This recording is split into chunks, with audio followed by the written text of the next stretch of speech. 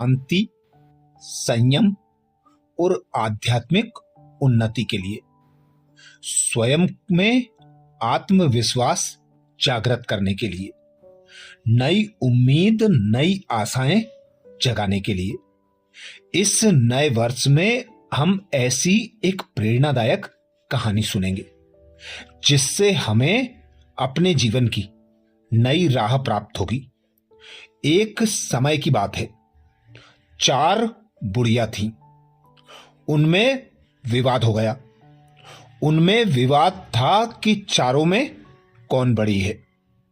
तो यह कहानी हमें अनेक प्रकार से शिक्षाएं देती है। 4 बुढ़िया थी। उनमें विवाद का विषय था कि हम में से कौन बड़ी है। जब वे बहस करते करते थक गईं, तो उन्होंने तय किया कि पड़ोस में जो नई बहू आई है उसके पास चलकर फैसला करवा लेते हैं। वे चारों बहू के पास पहुंची। बहू, बहू, हमारा फैसला कर दो कि हम में से बड़ी कौन है। बहू ने कहा, आप पहले अपना अपना परिचय दो।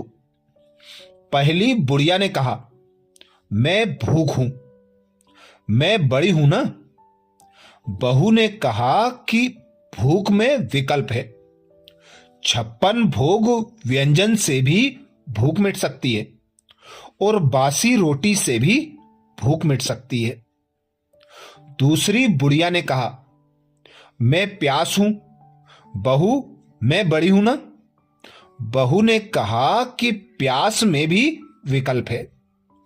प्यास गंगा जल और मधुर रस से भी शांत हो जाती है और वक्त आने पर तालाब का गंदा पानी पीने से भी प्यास बुझ जाती है।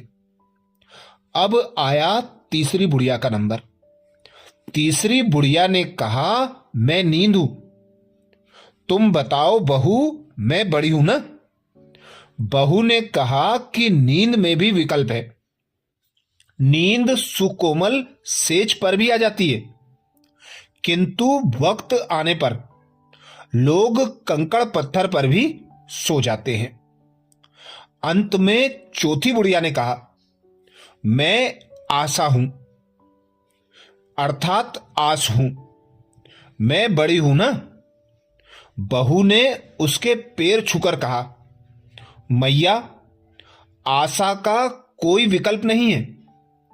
आशा से मनुष्य 100 वर्ष भी जीवित रह सकता है, किंतु यदि आशा टूट जाए तो वह जीवित नहीं रह सकता, भले ही उसके घर में करोड़ों की धन दौलत भरी हो। यह आशा और विश्वास जीवन की शक्ति है। संकट जरूर है, इसी विष में से अमृत निकलेगा। निश्चित ही मनुष्य विजयी होगा, मनुष्यता जीतेगी। दुख और तकलीफ भगवान की बनाई हुई 2 कला हैं, जहां आपकी काबिलियत और आत्मविश्वास को परखा जाता है। तूफान तो आना है, आकर चले जाना है। बादल हैं ये कुछ पल का, छाकर चले जाना है। तो इस कहानी से हमें यही प्रेरणा मिलती है कि हमें अपने अंदर सदा आशा जागृत रखनी है। आत्मविश्वास जितना होगा, जितना स्वयं पर विश्वास होगा, उतना ही हम सफल होंगे।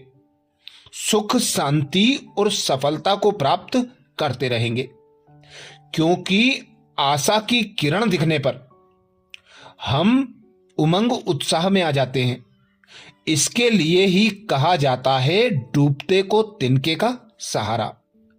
तो जीवन में आशा अर्थात आस ऐसी चीज है जो यदि मनुष्य के पास है तो वह निरंतर बड़े से बड़े कार्य करके सफल हो जाता है, और यदि आस टूट जाए तो छोटे से छोटे कार्य में भी बड़ी मुश्किल आती है और वह असफल हो जाता है।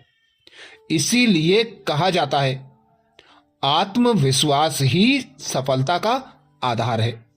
तो अपने जीवन में, नए वर्ष में आशा को जागृत रखें, उमंग उत्साह में रहें, खुश रहें, शांत रहें और नई मंजिलों को प्राप्त करते रहें।